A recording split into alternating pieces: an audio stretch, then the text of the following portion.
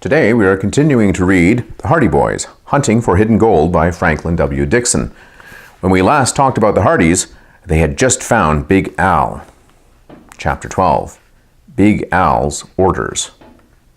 The only reply to Big Al's scornful words was a brief, sullen mutter. It was so low that the Hardys could not distinguish whether the speaker might have been Burke or Bob Dodge. Frank and Joe exchanged a grimace of disappointment. If only the lucky Lode spy would speak again, and more loudly. But evidently, he was too cowed by his boss's angry tone to put up an argument. "Stupid cluck!" Big Al continued to rant. "You had a chance to get rid of those kids, or I scare them off in this case. And what happens? You get so rattled you can't even hang onto your own gun." "Don't worry, Al."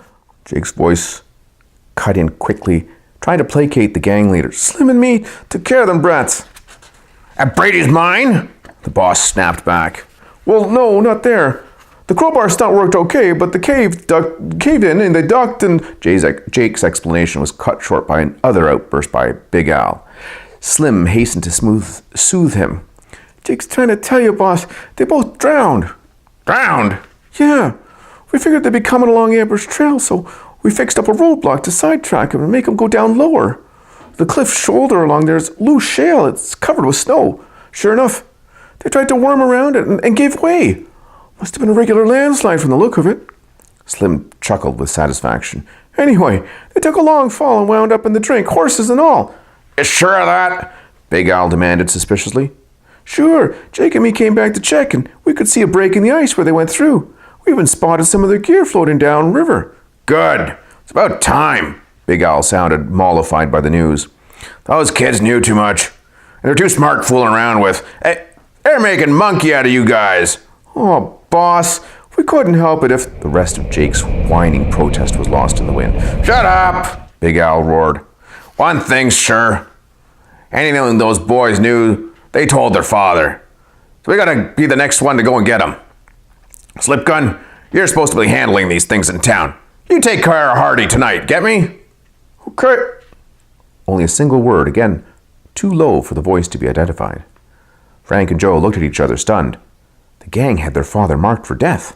They would have to return in time to warn him. "Weather's getting worse all the time, boss," Slim put in. "How much longer do we have to keep searching?"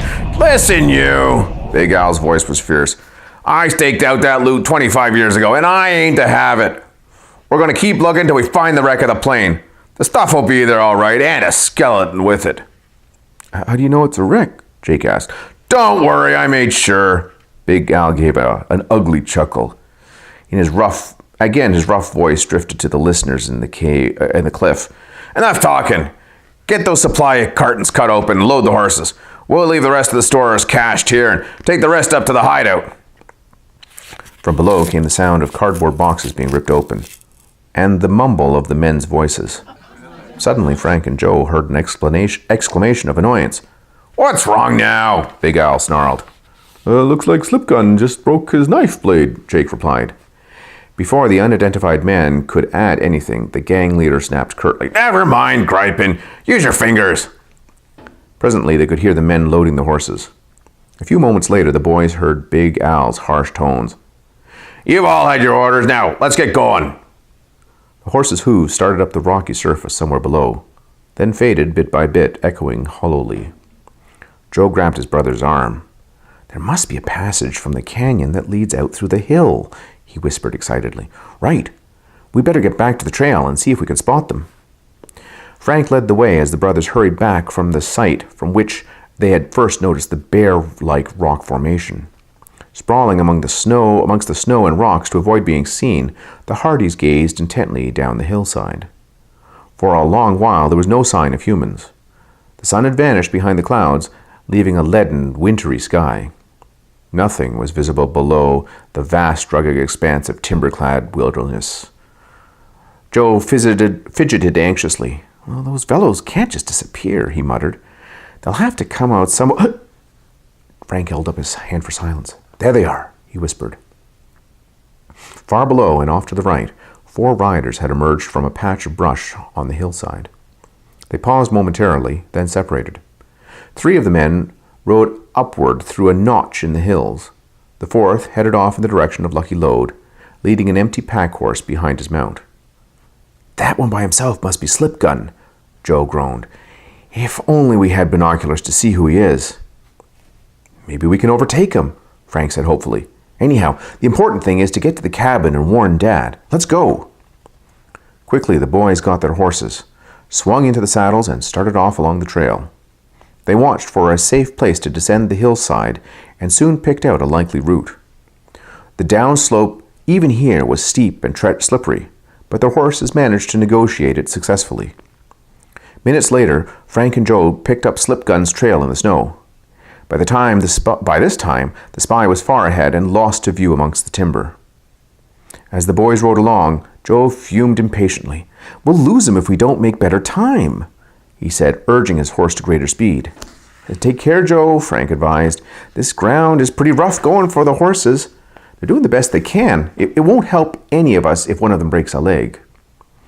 Joe admitted the wisdom of his brother's words, and they pressed forward at the best pace they could manage. "You know," Frank said, "I'm beginning to see why Hopkins was so interested when he saw Mike Onslow's map." "You must be thinking the same thing I am," Joe returned. "Big Al must be looking for Onslow's missing gold." Frank pounded his fist into his palm as another thought struck him. "And if he staked it out 25 years ago," he added excitedly, "that means Big Al and Black Pepper are the same person. Also, the wrecked plane they're looking for must be the crate Bart Dawson took off in." Joe nodded thoughtfully. "Big Al seems to be sure Dawson died in the wreck, which doesn't jibe with what Ben Tinker told us," Frank pointed out. "Ben claimed he saw Dawson in Helena a couple years ago." "True, but nobody around here seems to believe anything Ben says." "I know, but he did hear the music in the dance hall." Joe chuckled. "That's right, of course it wasn't exactly played by Charlie's ghost." Dusk was gathering fast. By the time the boys had passed through the stretch of timber, it was no longer possible to make out Slipgun's tracks, nor see the rider ahead. By now, Frank and Joe were able to recognize familiar landmarks, and inside of an hour, they were crossing the ridge above Lucky Lode. The town lights were visible below. "It's tough luck we weren't able to nab Slipgun," Frank said, as the brothers spurred their horses down the trail. "Let's hope we're not too late to warn Dad," Joe said grimly.